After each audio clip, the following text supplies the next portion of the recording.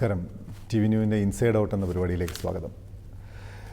ഈ 2014 സെപ്റ്റംബറിൽ മലയാളിയുടെ പൗരുഷമുള്ള ചലച്ചിത്രകാരന് 50 വയസ്സ് തികയാണ്.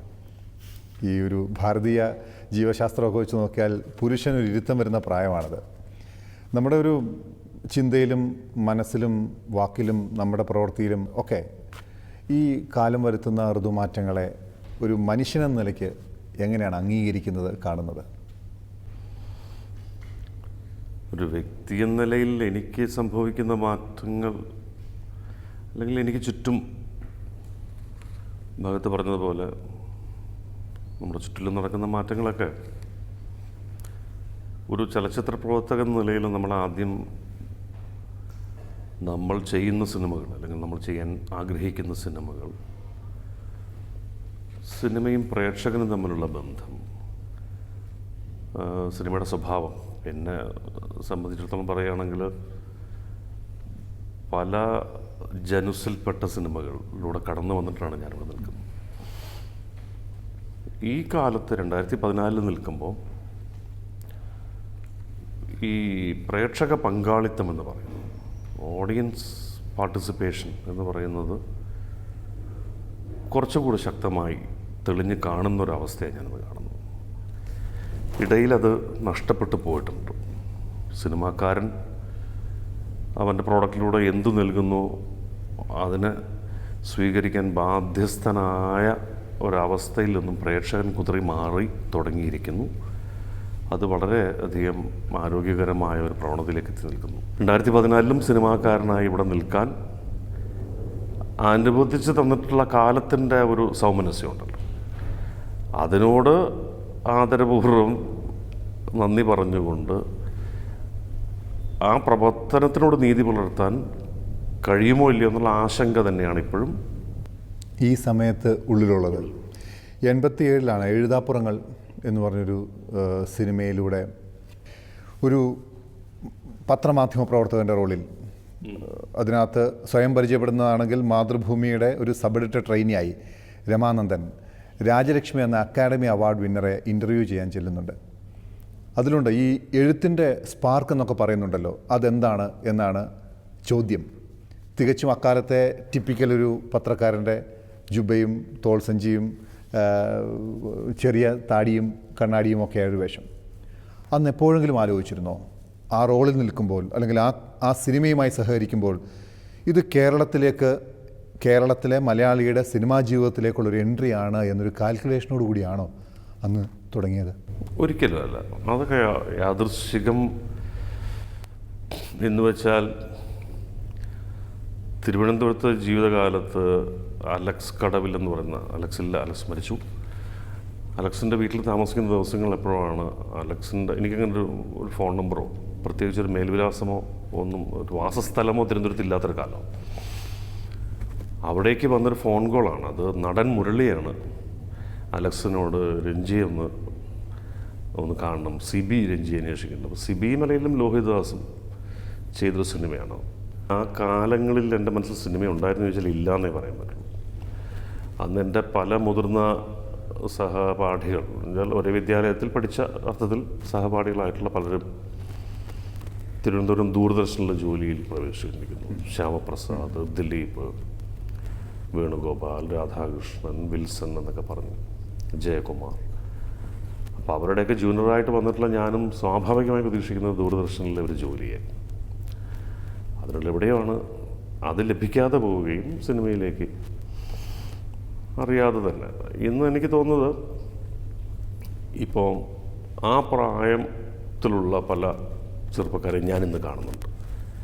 വർദ്ധിച്ച ആവേശത്തോടുകൂടി സിനിമയുമായി ബന്ധപ്പെട്ട് പ്രവർത്തിക്കണം, സിനിമയിൽ എന്തെങ്കിലും ചെയ്യണമെന്നൊക്കെ. ഇങ്ങനെ ഒരു അല്ലെങ്കിൽ ഒരു മോട്ടിവേഷനൊന്നും അന്ന് എനിക്കും എൻ്റെ കൂട്ടുകാർക്കും അത്രയൊന്നും ഉണ്ടായിരുന്നില്ല. സിനിമ ഒരു തമാശയായിട്ട് ഞാൻ കണ്ടിരുന്നുള്ളൂ. അതിനേക്കാൾ ഗൗരവം തിയേറ്ററിനുണ്ടായിരുന്നു അന്ന്. സത്യത്തിൽ എൻ്റെ പല സുഹൃത്തുക്കളും അതിനേക്കാൾ ഗൗരവത്തോടെ തിയേറ്റർ കാണുകയും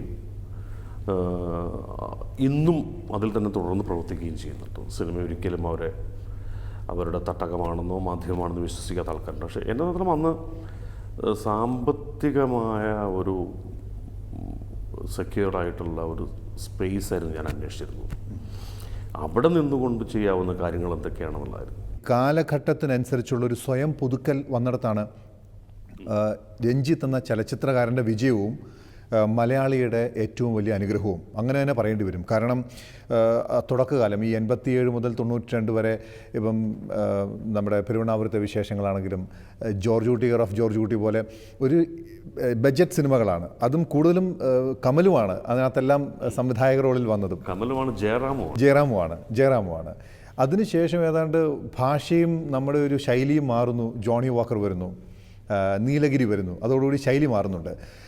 പിന്നീട് നേരെ മലയാളി ഇതുവരെ അനുഭവിച്ച ഈ മൂർത്ത രൂപങ്ങളോ ഭയങ്കര മെയിൽ ഷോവനിസമുള്ള കഥാപാത്രങ്ങളോ ശക്തമായ കാമ്പുള്ളത് എന്ന് എഴുതേണ്ടി വരുന്ന പാത്രങ്ങളെല്ലാം, കഥാപാത്രങ്ങളും സിനിമയെല്ലാം വരുന്നു. പിന്നീട് മാറ്റം, സ്വയം പുതുക്കുകയാണ്, അല്ലെങ്കിൽ സ്വയം നവീകരിക്കാനുള്ളൊരു ഊർജ്ജം എവിടുന്നോ കണ്ടെത്തുകയാണ്. അത് 2008, 2009 മുതൽ ഇങ്ങനെ ഇപ്പം നന്ദനം, അതിനുശേഷം പ്രാഞ്ചിയേട്ടൻ, ഏറ്റവും ഒടുവിൽ ഈ ബാവൂട്ടിയുടെ നാമത്തിൽ എന്ന് പറഞ്ഞു വരുന്ന സ്പിരിറ്റ് ഉൾപ്പെടെയുള്ള സിനിമകൾ, അതെല്ലാം വർഷങ്ങളുടെ ഇടവേളകളിൽ ഓരോ വർഷവും ഓരോ മാർക്ക്. ഇത് ബോധപൂർവമാണോ? കാര്യം ഒരു മനുഷ്യനെ സംബന്ധിച്ച് അത്രയും പോവുക, അതെല്ലാം സാമാന്യ ജനത്തിന് സ്വീകാര്യമാകുക, അതാത് കാലത്തെ പ്രതിഫലിപ്പിക്കാൻ പറ്റുക എന്നതാണല്ലോ ഏറ്റവും വലിയ വിജയം. അത് ബോധപൂർവമാണോ? ഒന്നുണ്ട്. കാരണം ഈ വാണിജ്യ സിനിമ എപ്പോഴും ഒരു ചലച്ചിത്രകാരനോട് ആവശ്യപ്പെടുന്നത് വിജയിച്ചതെന്തോ അതിനെ ആവർത്തിക്കാനാണ്. ശരിയാണ്. ഇപ്പോൾ നരസിംഹം എന്നൊരു സിനിമ ഞാൻ ഷാജി കൈലാസിനോട് സ്ക്രിപ്റ്റ് എഴുതുന്നു. സ്വാഭാവികമായും ഈ പറയുന്ന ഇൻഡസ്ട്രി അല്ലെങ്കിൽ വാണിജ്യ മേഖല അടുത്ത നരസിംഹം ഉണ്ടാക്കാനാണ് എന്നോട് ഷാജിയോട് ആവശ്യപ്പെടുന്നത്. പക്ഷേ ഇതിൻ്റെ ഒരു സാച്ചുറേഷൻ പോയിന്റിനെ കുറിച്ച് നമുക്ക് ചിന്തിച്ചാൽ മനസ്സിലാക്കാമെന്നുള്ളൂ. എത്ര കാലം ഒരാൾക്ക്, പിന്നെ ഇതൊരു ബോറടിക്കുന്ന പരിപാടിയാണ്. എനിക്ക് തോന്നുന്നൊരു ഫിലിം മേക്കറിൻ്റെ ഒരു ഫ്രീഡം എന്ന് പറയുന്നത്, അയാൾ എഴുതിയ അയാൾ സംവിധാനം ചെയ്യുന്നൊരു സിനിമയ്ക്ക് മറ്റൊരു പ്രൊഡക്ഷൻ ഹൗസിൻ്റെ ഇടപെടലും കൂടെ ഇല്ല എങ്കിൽ ചിലപ്പോൾ കയ്യൊപ്പ് പോലൊരു സിനിമ സംഭവിക്കും. കയ്യൊപ്പ് പോലൊരു സിനിമ എനിക്ക് അതിൻ്റെ തിരക്കഥ എഴുതിയിട്ടൊരു സംവിധായകനെ അല്ലെങ്കിൽ പ്രൊഡക്ഷൻ ഹൗസിനെ ബോധ്യപ്പെടുത്തൽ കുറച്ച് പാടുള്ള കാര്യമാണ്. എന്താണ് അത് ഇത്തരമൊരു വാണിജ്യ വിജയത്തിൻ്റെ സാധ്യതകളില്ലാത്ത ഒരു വിഷയം എന്തിന് സിനിമയാക്കണമെന്ന ചോദ്യത്തിന് എനിക്ക് പറഞ്ഞു ഫലിപ്പിക്കുക പ്രയാസമുള്ള കാര്യമാണ്. അതുകൊണ്ട് തന്നെയാണ് ഞാനത് അതിന് നിർമ്മാണവും ഏറ്റെടുത്തത്. അത് വാണിജ്യ വിജയം നേടിയിട്ടേ ഇല്ല, അല്ലെങ്കിൽ ചെറുതെങ്കിലും നഷ്ടം തന്നെയാണ്. ഇപ്പോൾ തിരക്കഥ എടുത്താൽ അതിനുശേഷം വരുന്ന പ്രാഞ്ചിയേട്ടൻ, ദ സെയിൻറ്റ്, സ്പിരിറ്റ്, ബാവൂട്ടിയുടെ നാമത്തിൽ, ഒരു എണ്ണം പറയാവുന്ന ഒരു 4-5 സിനിമകൾ നേരത്തെ പറഞ്ഞ പോലെ ഓരോ വർഷങ്ങളിലായി വന്നുപോയി. ഇതിനെല്ലാം ഒരു കാലിക പ്രസക്തി എന്ന് പറയുന്നത്, ഞാനൊരു ക്ലാസിക് പടം ചെയ്തു, അത് വാണിജ്യ സിനിമയല്ല എന്ന നിലയ്ക്ക് പെടുത്താനല്ല. അതിനകത്ത് ആ കാലത്തെ ഏറ്റവും വലിയ പ്രശ്നത്തെ, ആ സമൂഹത്തിൻ്റെ ഏറ്റവും വലിയ പ്രശ്നത്തെ സമൂഹത്തിനുള്ളിൽ നിന്ന് അവൻ്റെ ഭാഷയിൽ അതേ രീതിയിൽ അവൻ ദിവസവും കാണുന്ന ആളുകളുടെ മുഖങ്ങൾ ചേർത്ത് വെച്ചുകൊണ്ട് പറയാൻ പറ്റുന്നിടത്താണ്. അങ്ങനെ ചിന്തിക്കുന്നത് കൊണ്ട് തന്നെ ആവാം ഭാഗത്ത് പറഞ്ഞതുപോലുള്ള വ്യത്യസ്തങ്ങൾ ആയിട്ടുള്ള സിനിമകൾ ഉണ്ടാവുന്നത്. ഇപ്പോൾ ഉദാഹരണത്തിന് എനിക്ക് തോന്നും ഒക്ടോബറിൽ സാധ്യമാവുകയാണെങ്കിൽ ഒക്ടോബർ അവസാനത്തോടെ ഞാനൊരു പടത്തിൻ്റെ ഷൂട്ട് തുടങ്ങാൻ പോവാണ്. ജയറാമാണ് അതിൽ അഭിനയിക്കുന്നത്. ഭാഗത്ത് തുടങ്ങിയപ്പോൾ പറഞ്ഞതുപോലെ എനിക്ക് 50 വയസ്സായി, ജയറാമിനും 50 വയസ്സായിട്ടുണ്ടാകും. ഈ 50-ലെത്തിയിട്ടുള്ള ഇന്നലെ വരെ ഈ യുവാക്കൾ ഇതിൽ നിന്ന് മധ്യവയസ്കർ എന്നൊക്കെ പറയാവുന്ന ഞങ്ങളുടെ ഒരു സംഘം 50 തൊട്ട് 55 വരെയൊക്കെയുള്ള 58 വരെയൊക്കെയുള്ള സുഹൃത്തുക്കളാണ് എനിക്ക് ഏറ്റവും അടുത്തുള്ളത്. ഞാൻ ശ്രദ്ധിച്ചുള്ള പലപ്പോഴും കോമൺ ടോപ്പിക് എന്ന് പറയുന്നത് പലപ്പോഴും മുമ്പായിരുന്നെങ്കിൽ അത് പെൺകുട്ടികളൊക്കെ ആയിരിക്കാം. ഇന്നത് മാറിയിട്ട് മക്കളായി മാറിയിരിക്കുന്നു.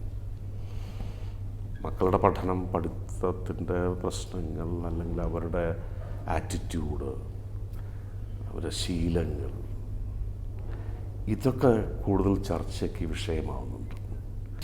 അപ്പോൾ ഇത് ഷെയർ ചെയ്യാൻ, ഈ കാലത്തിനോട് ഷെയർ ചെയ്യാൻ ഒരുപാട് കാര്യങ്ങൾ എൻ്റെ ചുറ്റിലും ഞാൻ അറിയുന്നുണ്ട്, അനുഭവിക്കുന്നുണ്ട്.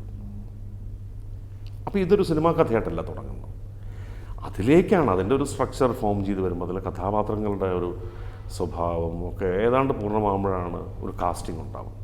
അപ്പം ഞാനതിൽ ജയറാമിനെ ആലോചിച്ചു. ഈ പറഞ്ഞ പോലെ ഞാനൊരു സംവിധായകന് ശേഷം ഞാൻ ജയറാമായിട്ട് വർക്ക് ചെയ്തിട്ടില്ല. ഇതിൻ്റെ ഒരു ലൈൻ പറഞ്ഞപ്പോൾ ജയറാം വളരെ ത്രില്ഡായി. 2-3 കാര്യങ്ങളാണ്, ഉത്കണ്ഠകൾ മാത്രമൊന്നുമല്ല. ഇപ്പോൾ ജയറാം എന്ന് പറയുന്ന 50 വയസ്സുകാരനായ അച്ഛനെ ഏറ്റവും അധികം ആഹ്ലാദിക്കുന്ന ഒരു കാലമാണ്. കാരണം അയാളുടെ മകൻ തമിഴ് സിനിമയിൽ അരങ്ങേറ്റം കുറിക്കുന്നു എന്നൊക്കെ പറയും. എൻ്റെയും ജയറാമിൻ്റെയൊക്കെ പ്രായമുള്ള മറ്റൊരു അച്ഛൻ്റെ ഉത്കണ്ഠ, മകൻ മയക്കുമരുന്നുകളുടെ അടിമയായി തുടങ്ങിയിരിക്കുന്നു എന്ന് പറയുന്നതായിരിക്കാം. അല്ലെങ്കിൽ അവനൊരു സ്കൂൾ കോളേജ് ഡ്രോപ്പ് ഔട്ട് ആയിരിക്കുന്നു എന്നുള്ളതായിരിക്കാം. ഇങ്ങനെ പലതും പേറുന്നുണ്ട് ഈ പറയുന്ന 50+ ജനറേഷൻ.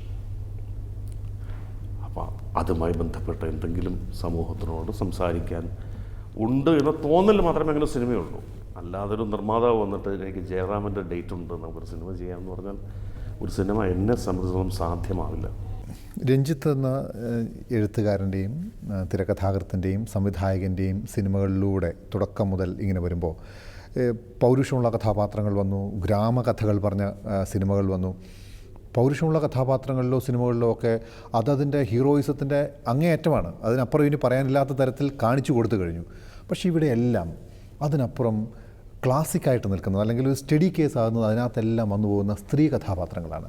അതിപ്പം പെരുവണ്ണാപുരത്തെ എടുത്താൽ പോലും, ഞാൻ അവിടെ നിന്നായിരിക്കും പറഞ്ഞോളാം, പെരുവണ്ണാപുരത്തെ എടുത്താൽ പോലും, ദേവാസുരം എടുത്താലും, ഇപ്പോൾ ആറാം തമ്പുരാൻ, നന്ദനം, ഏതെടുത്താലും അതിനകത്തെ സ്ത്രീ കഥാപാത്രങ്ങൾ, ഏറ്റവും ഒടുവിൽ ഇപ്പോൾ പറഞ്ഞ സ്പിരിറ്റിൽ ഒരു ഭർത്താവും മുൻ ഭർത്താവും ഉള്ള ഒരു ഒരു സ്ത്രീ കഥാപാത്രം, പ്രാഞ്ചിയേട്ടനിലെടുത്താൽ ഭർത്താവും ഒരു കാമുകനും ഉള്ള ഒരു സ്ത്രീ കഥാപാത്രം. ഇതിനകത്ത് ഒരു കേസ് സ്റ്റഡി ഉണ്ട്. ഇതെല്ലാം എടുത്താൽ മറ്റേതുപോലെയല്ല, ഹീറോയിസം കൊണ്ടല്ല അവിടെ. ഇവരെല്ലാം വളരെ ബോൾഡാണ്, എല്ലാവരും ഭയങ്കര ബോൾഡാണ്. ചിലർ വളരെ ജീവിതത്തിൻ്റെ ദൈന്യത്തിലൂടെ കടന്നു പോകുന്നവരാണ്. മറ്റവർ മുന്നിട്ട് നിൽക്കുന്നെങ്കിൽ പോലും ആഴം പലപ്പോഴും സ്ത്രീ കഥാപാത്രങ്ങൾക്കാണ്. ഇത് ജീവിതത്തിൽ കാണുകയോ അറിയുകയോ ചെയ്തവരാണോ ഈ പറഞ്ഞു പോയവരെല്ലാം? എനിക്ക് തോന്നുന്നത് ഈ ചങ്കൂറ്റം അതിനൊക്കെ വ്യാഖ്യാനിച്ചാൽ ആൾക്കാർ പലതും പറയും. ഈ സ്ത്രീയാണ് ഇന്ന് പുരുഷനേക്കാളും ശക്തി ഉള്ള ഇത് സ്ത്രീക്കാണ് എന്ന് വിശ്വസിക്കുന്ന ആളാണ് ഞാൻ. പുരുഷന് ശരിക്കും ദുർബലം. എൻ്റെ അനുഭവത്തിൽ എത്രയോ പേരുണ്ട്. ഏത് തരം പ്രതികൂല സാഹചര്യത്തിലും ഉറച്ചു നിൽക്കുന്ന സ്ത്രീകളെ ഞാൻ കണ്ടിട്ടുണ്ട്. പുരുഷൻ ആ സന്ദർഭത്തിൽ അടിപതറുകയോ മറ്റ് കാര്യങ്ങൾ ആശ്രയിക്കുകയോ അങ്ങനെ ചെയ്തിട്ടുള്ള പുരുഷന്മാരെ എനിക്ക് ഒരുപാട് പേര് അറിയാം. ഉടനെ ഒരു മദ്യക്കുപ്പി തുറക്കുകയോ 2 ഡ്രിങ്ക് കഴിക്കുകയോ അല്ലെങ്കിൽ നേരെ ബാറിൽ കയറി ഞാനൊരു ഡ്രിങ്ക് അടിച്ച് പിന്നെയാണ് ഞാൻ നോർമലായതെന്നൊക്കെ പറയുന്ന എത്രയോ സുഹൃത്തുക്കൾ നമുക്കറിയാം. ഇങ്ങനെ ഒന്നിനെയും ആശ്രയിക്കാതെ തന്നെ സിറ്റുവേഷൻസിനെ സമചിത്തതയോടെ നേരിടുന്ന എത്രയോ സ്ത്രീകൾ എനിക്കറിയാം. ഇപ്പോൾ ഈ ദേവാസുരം പൗരുഷം എന്നൊക്കെ പറയുന്നതിൻ്റെ അകത്ത് നീലകണ്ഠൻ്റെ മുകളിലാണ് ശരിക്കും ഭാനുമതി എന്നുള്ള കഥാപാത്രം. അതെ. യഥാർത്ഥ ജീവിതത്തിൽ അതിന് മാതൃകകളായിട്ട് ഞാൻ സ്വീകരിച്ചിട്ടുള്ളത് 2 പേരാണ്, രാജുവേട്ടനെയും ബേബി ചേച്ചി. രാജുവേട്ടൻ മരിച്ചിട്ടിപ്പം 10-15 വർഷം കഴിഞ്ഞു. ബേബി ചേച്ചി ഇന്നും ഒറ്റയ്ക്ക് ജീവിക്കുന്ന, അവർ കാണിക്കുന്ന ധൈര്യം എനിക്ക് തോന്നുന്നില്ല ഒരു പുരുഷനിൽ, അല്ലെങ്കിൽ ഇതൊന്നും അടച്ചു പറയാൻ പറ്റില്ല എങ്കിൽ പോലും അങ്ങനെ എത്രയോ സ്ത്രീകളെ ഒരുപാട് ആന്തരികമായ ശക്തിയുള്ള സ്ത്രീകളെ ഞാൻ കണ്ടിട്ടുണ്ട്. ആന്തരികമായ ദുർബലതകളുള്ള പുരുഷനെ കണ്ടിട്ടുണ്ട്. അപ്പം സായിപ്പ് പറയാവുന്നൊരു തമാശ ഉണ്ടല്ലോ, നിങ്ങൾ ഇന്ത്യയിലാണല്ലോ ആണുങ്ങൾ മാത്രം ഒരുമിച്ചിരിക്കുക, 2 ആൺ സുഹൃത്തുക്കൾ മാത്രം ഹോട്ടൽ റൂം എടുത്ത് താമസിക്കുക, ആണുങ്ങൾ മാത്രം ബാറിൽ ഒത്തുകൂടുന്നു, അല്ലെങ്കിൽ ഏത് ആഘോഷത്തിലും എന്ത് കാര്യത്തിലും. അപ്പോൾ യൂറോപ്യൻ്റെയൊക്കെ ഒരു കണ്ണിൽ ചിലപ്പോൾ ഇതിന് വേറൊരു തരം ബന്ധമായി വ്യാഖ്യാനിക്കും. അതെ. സ്ത്രീ എന്തുകൊണ്ട് അത്തരം സന്ദർഭങ്ങളിൽ അത്തരം സ്ഥലങ്ങളിൽ ഇല്ലാതെ പോകുന്നു എന്നുള്ളതാണ് അവർ പ്രകൃതി വിരുദ്ധമായി കാണുന്നത്. നമുക്കത് സ്ത്രീയുടെ സാന്നിധ്യം തന്നെ അത്രയ്ക്കും മനോവികാസം പ്രവചിച്ചിട്ടില്ലാത്ത സംഭവം തന്നെയാണ് നമ്മുടെ ഈ കാര്യത്തിൽ. എന്തുകൊണ്ടാണ് മലയാളി ഇങ്ങനെ? നമുക്ക് അപരിചിതരായ 2 പേർ പോകുന്നെങ്കിൽ പോലും അവരുടെ ബന്ധം എന്താണെന്ന് അന്വേഷിക്കുന്നതിലാണ് നമ്മുടെ കൗതുകം. അവിടുത്തെ ആ ബന്ധങ്ങളെ നമുക്ക് ഒരു ആൺ പെൺ സൗഹൃദത്തെ ഒരു നല്ല സൗഹൃദമായി നമുക്കൊരിക്കലും കാണാൻ പറ്റില്ല. ഒന്നുകിൽ അതിനകത്ത് നമ്മളൊരു സെക്സ് പറയും, അല്ലെങ്കിൽ ഒരു അവിഹിതം കണ്ടെത്തും. പരദൂഷണം എന്ന് പറയുന്നതാണ് ഒരു പ്രധാനപ്പെട്ട കല. ഇപ്പോൾ പ്രൈമറി ക്ലാസ്സിലോ അല്ലെങ്കിൽ ഹൈസ്കൂൾ ക്ലാസ്സിലോ ഒക്കെ ഒരു ആൺകുട്ടി സഹപാഠിയായ ഒരു പെൺകുട്ടി ഒരു ആൺകുട്ടിയുമായി സൗഹൃദത്തിലാവുമ്പോൾ അതിനെ ജലസിയിലൂടെ മാത്രമേ കാണാൻ ശീലിച്ചിട്ടുള്ളൂ. അതാണ് ഈ സ്കൂളിൻ്റെ പിന്നാമ്പുറത്തോ അല്ലെങ്കിൽ ഈ ടോയ്ലറ്റിൻ്റെ ചുവരിൽ 2 പേരുടെ പേരെഴുതി വെച്ചിട്ട് സായുജ്യമടയുന്ന, അല്ലാതെ ആ സൗഹൃദത്തിനെ, അവർക്കിടയിലുള്ള ബന്ധത്തിനെ അംഗീകരിച്ചുകൊണ്ട് അവരെ കൂടെ തങ്ങളുടെ കൂട്ടത്തിലേക്ക് കൂട്ടുക എന്നതൊരു മനസ്സ് മലയാളിയെ പഠിപ്പിച്ചിട്ടില്ല പോയ കാലം തൊട്ട്. അത് എവിടെ നിന്നാണത് മാറിയത്? ഇത് ഈ ക്രിസ്ത്യൻ മിഷണറീസും അവരുടെ വിദ്യാഭ്യാസ സമ്പ്രദായങ്ങളും കൊണ്ടുവന്നിട്ടുള്ള ഒരുപാട് സങ്കുചിതമായ പാഠങ്ങളാണോ ഇതിൻ്റെ പിന്നിൽ? ഇവിടെ ഒന്നും അറിയില്ല. അവർ 2 പേരും ഒരുമിച്ച് ചേർന്നിട്ട് ഒരു കവിത എഴുതുന്നു, ഒരു സിനിമ ചെയ്യുന്നു എന്നൊക്കെ പറയുന്ന ക്രിയേറ്റീവായിട്ടുള്ള പ്രൊഡക്റ്റീവായിട്ടുള്ള കാര്യങ്ങളിൽ ഏർപ്പെടുകയാണെങ്കിൽ നമ്മൾ അതിനെ ബഹുമാനിക്കുകയാണ് വേണ്ടത്. അതിനെ ഈ ഒന്ന് തകർത്തുകൂടെ? ജീവിക്കാൻ ഏറ്റവും, അല്ലെങ്കിൽ ഇത്തരം ചില കാര്യങ്ങളിലൊക്കെ സംസാരിക്കാൻ പോലും ഏറ്റവും പ്രയാസമുള്ളൊരു നാട് കേരളം തന്നെയാണ്. ആ പറയുന്ന സെൻസിൽ തിരിച്ചറിയുക, അല്ലെങ്കിൽ പറയുന്ന മുഴുവൻ കേൾക്കുക എന്നതിനപ്പുറത്തേക്ക് അവരവരുടെ വാദഗതികളുമായി ചാടി വീഴുന്ന ആളുകളുടെ ഒരു സ്ഥലമാണത്. ഞാൻ ഇവിടെ സക്കറിയൊക്കെ എന്തെല്ലാം ഇത്തരം സാമൂഹ്യ വിഷയങ്ങളിൽ വളരെ വ്യക്തമായ അഭിപ്രായങ്ങൾ തൻ്റെ അടുത്തോടെ പറഞ്ഞിട്ടുണ്ട്. എവിടെയാണ് അതിനെയൊക്കെ നമ്മൾ വളരെ ഗൗരവത്തോടു കൂടിയിട്ട് അതിനെ സ്വീകരിക്കുകയോ ചർച്ച ചെയ്യുകയോ ചെയ്തിട്ടുള്ളത്? പലരും തന്നെ സംസാരിച്ചിട്ടുള്ളൂ. അതൊന്നുമല്ല ഇവിടെ താല്പര്യം എനിക്ക് തോന്നുന്നത്. ഈ പറയുന്ന സോഷ്യൽ നെറ്റ്വർക്ക് സൈറ്റുകളെ കുറിച്ച് ഞാൻ പറഞ്ഞു, അത് ഒന്നാമത് ഞാൻ പറഞ്ഞതിനെ പൂർണ്ണമായൊന്നുമല്ല ഒരു പുറത്തേക്ക് വന്നിട്ടുള്ളത്, ചർച്ചയ്ക്ക് എടുത്തിട്ടുള്ളത്. അത് പിന്നെ എനിക്കത് പേഴ്സണലായിട്ട് എന്നെ ബാധിക്കുന്ന വിഷയമൊന്നുമല്ല, അതുകൊണ്ട് പ്രശ്നമല്ല. അതല്ല, അത് എന്നെ അനുകൂലിച്ചുകൊണ്ട് ആൾക്കാർ ഒരുപാട് പേര് പറഞ്ഞു. അങ്ങനെ അവർക്കിടയിൽ തന്നെ അത് അവരുടെ ധാരണയായി. ഈ ബേസിക് ഹിപ്പോക്രസി ഭാഗത്തുണ്ടെങ്കിൽ പുറമെ യോജിക്കുന്നു. എളുപ്പമൊന്നും ഈ സമൂഹത്തിനെ വിട്ട് മാറാൻ പോകുന്നില്ല.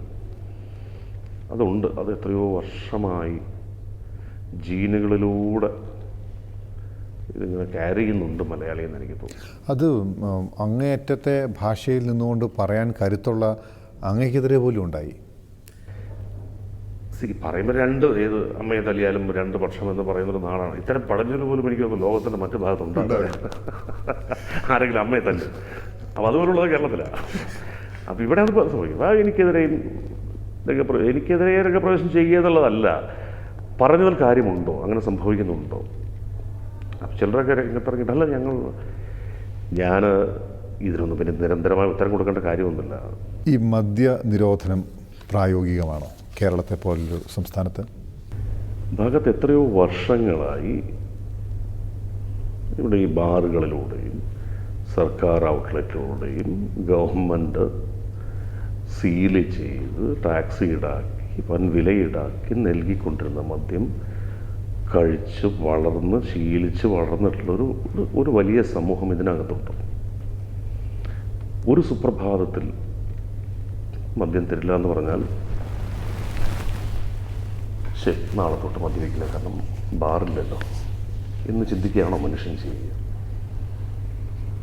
മറ്റ് മാർഗങ്ങൾ, ഈ പറയുന്ന സോഷ്യൽ നെറ്റ്വർക്കുകളിലൊക്കെ ഈ തീരുമാനം സർക്കാർ ഉണ്ടാക്കിയ ശേഷം ഉണ്ടായിട്ടുള്ള ഫലിതങ്ങൾ ഒരുപാട് അല്ലേ വാട്സാപ്പിലൂടെയൊക്കെ പ്രചരിക്കുന്നുണ്ട്. എങ്ങനെ വീട്ടിനകത്ത് വാറ്റിയെടുക്കാം, അതിൻ്റെ റെസിപ്പി എന്താണ്? ഇതൊക്കെ ഒരു തമാശയായിട്ടല്ല, കുറച്ച് ഗൗരവത്തിൽ തന്നെയാണ് എനിക്ക് തോന്നുന്നത്. ആൾക്കാരിത് പരസ്പരം വെച്ചാൽ മറുമാർഗങ്ങൾ, മറ്റ് മാർഗങ്ങൾ തേടി തുടങ്ങിക്കഴിഞ്ഞിരിക്കും. മാഹിയിലേക്ക് തീർത്ഥയാത്ര, മാഹിയിലേക്ക് പോകുന്ന ട്രെയിൻ, ഇതൊക്കെ എന്ന് വെച്ചാൽ മലയാളി സ്വാഭാവികമായും കണ്ടെത്താൻ തുടങ്ങുന്ന ഇതര മാർഗങ്ങളാണ്. ഇപ്പോൾ 18 വയസ്സിന് മുകളിൽ പ്രായമുള്ള ആളുകൾക്ക് എൻട്രി ചെയ്യാൻ പറ്റുന്ന ബാറുകളുണ്ട്. അത് ഇല്ലാതാവുമ്പോൾ അത്തരം സ്ഥലങ്ങൾ അല്ലെങ്കിൽ കൂടിയിരിക്കാൻ മലയാളി തനിച്ച് പോയിരുന്ന് മദ്യപിക്കുക വീട്ടിൽ പോകുന്നവനല്ല. അവനവൻ്റെ സുഹൃത്തുക്കളുടെ സംഘം, അവിടെ ഇരുന്ന് കൊണ്ട് നടത്തുന്ന വർത്തമാനങ്ങൾ, ഇതൊക്കെ അവന് ശീലിച്ചിട്ടുള്ളതാണ്. ഒരു സോഷ്യലൈസിങ് ഇല്ല. അപ്പം സോഷ്യൽ ഡ്രിങ്കർ എന്നൊന്നും ഒക്കെ പറയുന്നവർ ഇതിനുള്ള സ്ഥലം തേടുകയില്ലേ ചെയ്യുക? ആ യാഥാർത്ഥ്യം എന്തുകൊണ്ട് കാണാതെ പോകുന്നു? അതിനി വാടകയ്ക്ക് ഒരു ഫ്ലാറ്റ് എടുക്കാം, ഇങ്ങനെയൊക്കെ ചിന്തിച്ചു തുടങ്ങിയിട്ടുണ്ട് ആൾക്കാർ. അതൊക്കെ ഉണ്ടാക്കുന്ന പുതിയ കുഴപ്പങ്ങൾ എന്തൊക്കെ സംഭവിക്കുന്നു നോക്കാം. അല്ലെങ്കിൽ കാറിനകത്ത്, അല്ലെങ്കിൽ ബീച്ചിൽ, ഒഴിഞ്ഞ റോഡിൽ, കുറച്ചുകൂടി സാമ്പത്തികമായി അത്ര ഇതില്ലാത്ത ആൾക്കാരാണെങ്കിൽ ഒഴിഞ്ഞ കടത്തിണ്ണകൾ, വെളിമ്പറമ്പുകൾ, അത് തേടി പോകുകയല്ലാതെ ബാറില്ല അതുകൊണ്ട് മദ്യപാനം നിർത്തി എന്ന് പറഞ്ഞാൽ മലയാളിയെ നാളെ കാണാൻ പറ്റുമോ? ഒരു പൊതുസമൂഹത്തിൻ്റെ വാക്കും ചിന്തയും ഒക്കെയായി നിൽക്കുന്ന അങ്ങേപ്പോലുള്ളവർ എന്തുകൊണ്ടാണ് അതൊരു പച്ച രാഷ്ട്രീയ വിഷയമാണെങ്കിൽ പോലും പ്രതികരിക്കാതിരിക്കുന്നത്? എവിടെയാണ് പ്രതികരിക്കേണ്ടത്? ഞാനിപ്പോൾ പ്രതികരിക്കാനുള്ളത് താങ്കളോട് സംസാരിക്കുക വഴി. ഇതിനപ്പുറത്തേക്ക് എനിക്കൊരു മൈക്ക് വെച്ച് കിട്ടി കാര്യം സംസാരിക്കുക എന്നുള്ളത് ഇതെന്നല്ല, മറ്റു പല കാര്യങ്ങളും ഞാൻ തയ്യാറാവാറില്ല. പിന്നെ ഏറ്റവും വളരെ പേഴ്സണലായിട്ട് ചോദിച്ചാൽ ഞാൻ ബാറുകളെ ഡിപ്പെൻഡ് ചെയ്യുന്ന ഒരാളല്ല. എനിക്ക് മദ്യപിക്കാൻ എൻ്റെതായ സ്ഥലങ്ങളുള്ളതുകൊണ്ടായിരിക്കാം ഇതെന്നെ ബാധിക്കാത്തത്. നമ്മൾ ദേശീയ തലത്തിൽ അറിയപ്പെടുന്നവരാണെങ്കിലോ അല്ലെങ്കിൽ നമ്മളൊക്കെ പേരെടുത്ത് ആരാധിക്കുകയോ പറയുകയോ ഒക്കെ ചെയ്യുന്ന പ്രധാനപ്പെട്ട ചലച്ചിത്ര പ്രവർത്തകരാണെങ്കിലോ കേരളത്തിന് പുറത്ത് പൊതുവായിട്ടുള്ള സാമൂഹ്യ വിഷയങ്ങളിൽ അവർ പ്രതികരിച്ച് കാണാറില്ല. അവരുടെ പ്രധാനപ്പെട്ട വേദിയും മാധ്യമവും സിനിമ തന്നെയാണ്. പക്ഷേ കേരളത്തിൽ അങ്ങനെയല്ല. പൊതുവായുള്ള വിഷയങ്ങളിൽ ചലച്ചിത്ര പ്രവർത്തകരടക്കം അതിൽ വ്യാപരിക്കുന്ന ധൈഷ്ണികതയുള്ള ആളുകളടക്കം അഭിപ്രായങ്ങൾ പറയാറുണ്ട്. ഏറ്റവും പ്രത്യേകിച്ച് ഇപ്പോൾ അവാർഡുകൾ പോലെയുള്ള ചലച്ചിത്ര അവാർഡുകൾ പോലെയുള്ള വരുമ്പോൾ പ്രതികരണങ്ങൾ നമ്മുടെ ഇവിടങ്ങളിൽ കൂടുതലാണ്. ഈ അവാർഡുകൾ കിട്ടാതാകുമ്പോഴോ അവാർഡുകളുമായി ബന്ധപ്പെട്ടിട്ട് അഴിമതി നടന്നോ എന്നൊക്കെ പറയുമ്പോൾ കാണിക്കുന്ന ആർജവം എന്തുകൊണ്ട് മറ്റ് സാമൂഹ്യ വിഷയങ്ങൾ ഇടപെട്ടുകൊണ്ട് കാണിക്കുന്നില്ല? സിനിമക്കാരൻ കാണിക്കുന്നില്ല. രണ്ടായി പിരിച്ചു എന്ന് മാത്രമേ ഉള്ളൂ. അതായത് പറയുമ്പോൾ ഷാർപ്പായിട്ടുള്ള ചോദ്യം. ഞാനടക്കമുള്ള സിനിമാക്കാരുടെ ഒരു പ്രശ്നമുണ്ട്. കാരണം ഒരു പൊതു രാഷ്ട്രീയ സ്വഭാവമുള്ള ഒരു വിഷയത്തിൽ മൗനം പാലിച്ച് ആരും ഇതൊന്നും അറിവില്ലാത്തവരൊന്നുമല്ല. എല്ലാവരും ദിവസം 2-3 പത്രങ്ങൾ വായിക്കുന്നവരും വ്യക്തമായ നിരീക്ഷണ ബോധമുള്ളവരൊക്കെ തന്നെയാണ്. വളരെ അപൂർവ സന്ദർഭങ്ങളിൽ മാത്രമേ ചിലരൊക്കെ പ്രതികരിക്കാറുള്ളൂ. ഇപ്പോൾ ഏറ്റവും രസകരമായ കാര്യം ഈ മദ്യ നിരോധനവുമായി ബന്ധപ്പെട്ടിട്ട് ആകപ്പാടെ ഒരു അഭിപ്രായം പറഞ്ഞത് ശ്രീ അടൂർ ഗോപാലകൃഷ്ണൻ. എനിക്കത് മലയാളം മെയിൻ സ്ട്രീം സിനിമയിലെ അസംഖ്യം ആളുകളുടെ ഇടയിൽ മദ്യപിക്കുന്ന ഒരുപാട് പേരുണ്ട്. പക്ഷേ അടൂർ ഗോപാലകൃഷ്ണൻ മദ്യപിക്കുന്ന ആളാണെന്ന് പോലും എനിക്ക് തോന്നുന്നില്ല. പക്ഷെ വ്യക്തമായ അഭിപ്രായം പുള്ളി പറയാൻ തയ്യാറായി. ചലച്ചിത്രകാരൻ എന്ന നിലയ്ക്ക് പ്രവർത്തനം തുടങ്ങുമ്പോഴും അതിൽ സ്വന്തമായി ഇടം കണ്ടെത്തുമ്പോഴും വ്യാപരിക്കുമ്പോഴും വളരുമ്പോഴും ഒക്കെ അന്ന് കൂടെ ഉണ്ടായിരുന്ന പ്രഗത്ഭമതികളായ അന്നത്തെ സംവിധായകർ, ഇപ്പോൾ കമലുമായും ഐ വി ശശിയും ഒക്കെ ആയി ചേർന്ന് ചെയ്തിരിക്കുന്ന സിനിമകൾ എടുത്താൽ പിന്നീട് ഇങ്ങോട്ട് വന്നപ്പോൾ അവരുടെ ഒരു മൗനമാണ് പിന്നീടുണ്ടായത്. ഒരുപക്ഷെ ഈ മാറ്റത്തിൽ ഒന്ന് മാറി നിന്ന് കാണാം എന്നുള്ളതായിരിക്കാം ഒന്ന്. 2, ഈ മാറ്റത്തിൻ്റെ ട്രാക്കിലേക്ക് വന്നുവിടാൻ പറ്റാതെ പോയതായിരിക്കാം. 3, ഇതല്ല എൻ്റെ വഴി എന്ന് പിന്നീട് മനസ്സിലാകുന്നതുകൊണ്ടാണ്. വഴി എന്ന് വെച്ചാൽ ഇപ്പോൾ കാണുന്നതല്ല ഞാനും പിന്തുടരേണ്ടത് എന്ന്. എന്തുകൊണ്ടാണ് വീണ്ടും അത്തരത്തിലുള്ള പ്രോജക്റ്റുകൾ അങ്ങയ്ക്ക് സ്വാധീനമുള്ളൊരു സമയത്ത് ആലോചിക്കാൻ പറ്റാതെ പോകുന്നത്? നല്ല ചോദ്യമാണ് അത്. ഇപ്പോൾ കമൽ, ഓഫ് കോഴ്സ് കമൽ അദ്ദേഹം സ്വതന്ത്രമായി തിരക്കഥ എഴുതുന്ന ആളാണ്. ശശിയേട്ടൻ്റെ കാര്യത്തിലൊക്കെ ശരിയാണ്. ശശിയേട്ടനൊക്കെ പൂർണ്ണമായും എഴുത്തുകാരനെ അല്ലെങ്കിൽ തിരക്കഥയെ ഡിപ്പെൻഡ് ചെയ്യുന്ന സിനിമ സംവിധായകനാണ്. അപ്പോൾ ഇങ്ങനെ സംഭവിക്കുന്നുണ്ട് പലരുടെ കാര്യത്തിലും. എന്നാൽ ഞാൻ ഭഗത് നേരത്തെ പറഞ്ഞതുപോലെ ഞാൻ ഇപ്പം ടി.പി. രാജീവിൻ്റെ നോവൽ ബേസ് ചെയ്തൊരു സിനിമ എഴുതുന്നു, ചെയ്യുന്നു. അത് ഞാനും എൻ്റെ സുഹൃത്തുക്കളടങ്ങുന്ന ഒരു പ്രൊഡക്ഷൻ കമ്പനി സിനിമയാക്കുന്നു. ദുൽഖറിനെ പോലത്തെ ഒരു ആക്ടർ അതിലേക്ക് വരുന്നു. ആ സിനിമ നടക്കുന്നു എന്ന് പറയുമ്പോൾ ഇവിടെ ഞാൻ അനുഭവിക്കുന്നൊരു സ്വാതന്ത്ര്യവും അല്ലെങ്കിൽ എൻ്റെ സുഹൃത്തുക്കൾ എനിക്ക് അനുവദിച്ചു തന്നിട്ടുള്ളൊരു അല്ലെങ്കിൽ അവരുടെ സപ്പോർട്ടൊക്കെ ഉണ്ട്. ശശിയുടെ പോലത്തെ ഒരു ഡയറക്ടർ ഒരു സിനിമ ചെയ്യാൻ വരുമ്പോൾ ഒരു പ്രൊഡക്ഷൻ ഹൗസിൻ്റെ സപ്പോർട്ടും ഒരു താരത്തിൻ്റെ സാന്നിധ്യവും ഒക്കെ ഉണ്ടെങ്കിൽ തന്നെ അല്ലാതെ ഒരു ജൂനിയർ സിനിമ പുള്ളി ചെയ്യുന്നതിൽ അല്ലേ, അപ്പോൾ ഒരു മെയിൻ സ്ട്രീമിൽ എല്ലാവരും കാണുന്ന ഒരു സിനിമയായി മാറണമെങ്കിൽ ഇങ്ങനെ ഒരുപാട് ഘടകങ്ങളൊക്കെ ചേരേണ്ടി വരും. അറിയില്ല അങ്ങനെ എത്ര പേര് പുറകിലുണ്ട്, അവർക്കൊക്കെ വേണ്ടി എന്ത് ചെയ്യാൻ കഴിയുമെന്നുള്ളത് എനിക്കറിയില്ല. പക്ഷേ ഇപ്പോൾ ഈ ഞാനെന്ന സിനിമയിൽ രഞ്ജി പണിക്കർ അതിനകത്തൊരു റോൾ അഭിനയിച്ചു. അപ്പോൾ രഞ്ജി അഭിനയിച്ചുകൊണ്ടിരുന്ന ദിവസങ്ങളിൽ ഞാനും രഞ്ജിയും സംസാരിക്കുമ്പോൾ ഞങ്ങൾ ഷാജിയെക്കുറിച്ച് സംസാരിച്ചു. ഞങ്ങൾ രണ്ടുപേരും ഒരു ഷാജി എന്ന സംവിധായകനിലൂടെയാണ് മെയിൻ സ്ട്രീം സിനിമയിൽ ശരിക്കും ഈ പറയുന്ന ഒരു മേൽവിലാസം ശരിയാണ് വളർന്ന് വന്നതും ഒക്കെ ഷാജി എന്നൊരു സംവിധായകനുള്ളതുകൊണ്ടാണ്. അപ്പോൾ അവൻ എന്താണ് ചെയ്യുന്നത് എന്നാണ് ഞങ്ങൾ പരസ്പരം സംസാരിച്ചത്. അപ്പോൾ ഒരു പോയിന്റിൽ ഞാൻ ചോദിച്ചു, നമുക്ക് എന്തുകൊണ്ട് അവനൊരു ഡിസ്ക്രിപ്ഷൻ എഴുതി കൂടാ? രഞ്ജി പറഞ്ഞു, ഈയിടെയാണെങ്കിൽ ഞാൻ ഉണ്ടെന്ന് പറഞ്ഞു. അത് സംഭവിക്കും, ഷാജിയുടെ കാര്യത്തിൽ അത് സംഭവിക്കാൻ പോവുകയാണ്. അപ്പോൾ ഈ ഇത്ര ആലോചനകൾ മനസ്സിലുണ്ട്, അല്ലെങ്കിൽ ആലോചിക്കുന്നുണ്ട്? ഇല്ല, അല്ലാതെ മറന്നിട്ടോ വിസ്മരിച്ചിട്ടോ ഒന്നുമല്ല. ജീവിതത്തിലൊരു വ്യക്തി സ്വാതന്ത്ര്യം അങ്ങേയറ്റം ആഘോഷിച്ച ഒരു വ്യക്തി കൂടിയാണ്. അതിനകത്ത് മറ്റുള്ള സാമൂഹ്യ വിമർശനത്തെയോ ചുറ്റുപാടും നിൽക്കുന്നവരുടെ നോട്ടത്തെയോ, എല്ലാവരും അങ്ങനെയാണല്ലോ, ഭയക്കുന്നത് എപ്പോഴും അതിനെയാണ്. എൻ്റെ വ്യക്തിപരമായ കാര്യങ്ങളല്ല, സമൂഹം എന്ത് പറയും എന്നതാണ്. എൻ്റെ ജോലിക്കാര്യത്തിലാണെങ്കിലും എൻ്റെ ഏത് തീരുമാനത്തെയും സ്വാധീനിക്കുന്നത് എൻ്റെ വ്യക്തിപരമായ കാര്യങ്ങളല്ല, ചുറ്റുപാട് നിൽക്കുന്നവർ എന്ത് ആലോചിക്കും എന്നതാണ് മലയാളിയുടെ ഏറ്റവും വലിയ ആദ്യത്തെ ക്വസ്റ്റ്യനും സന്ദേഹവും.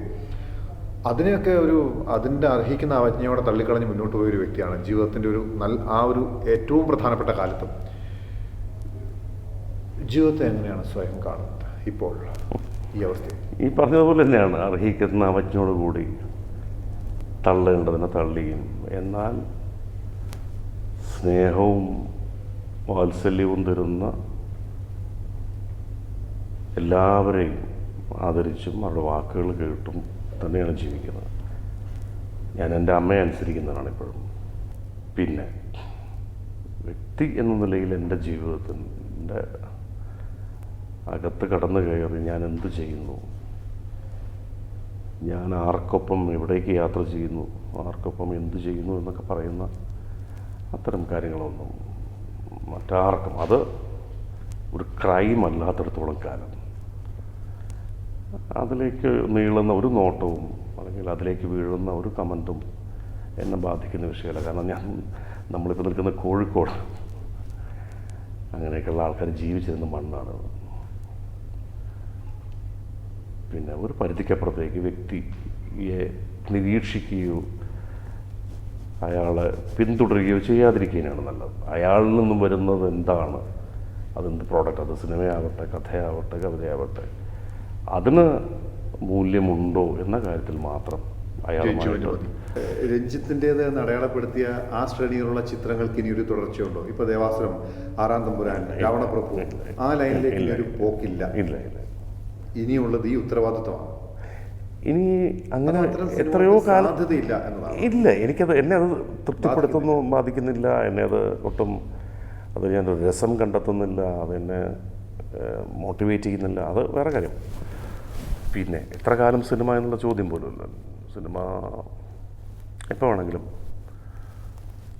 സിനിമയിൽ നിന്ന് പുറത്താക്കപ്പെട്ടു അല്ലെങ്കിൽ ഔട്ടായി എന്ന് പറയുന്ന സിറ്റുവേഷൻ ഒന്നും ഉണ്ടാകുന്നതിന് മുമ്പ് ഈ കളം വിടാൻ ഞാൻ തന്നെ ആയിരിക്കും തീരുമാനിക്കുക.